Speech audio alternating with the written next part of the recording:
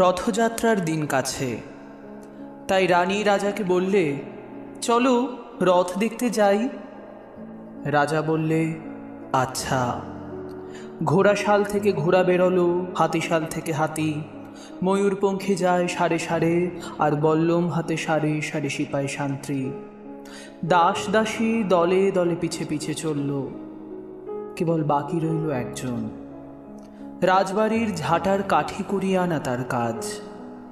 সর্দার এসে দয়া করে তাকে বললে, ওরে তুই যাবি তো আয়। সে হাত জোর করে বললে, আমার যাওয়া ঘটবে না।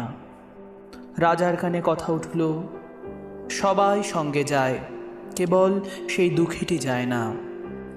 রাজা দয়া করে মন্ত্রীকে বললে, ওকেও ডেকে নিও।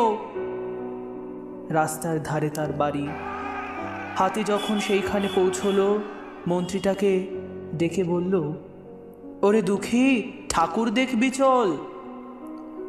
সে হাত জোর করে বলল, কত চলবো? ঠাকুরের দুয়ার পর্যন্ত পৌঁছই এমন সাধ্য কি আমার আছে? মন্ত্রী বললে, ভয় কি রে তোর? রাজার সঙ্গে চলবি। সে বললে, সর্বনাশ, রাজার পথ কি আমার পথ?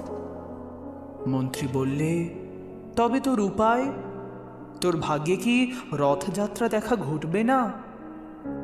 সে বললে, ঘটবে বই কি, ঠাকুর তো রথে করেই আমার দুয়ারে আসেন।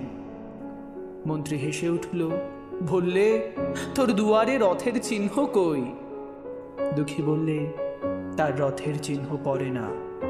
মন্ত্রী বললে, কেন বলতো? দুঃখী বললে, তিনি যে আসেন পুষ্পক রথে।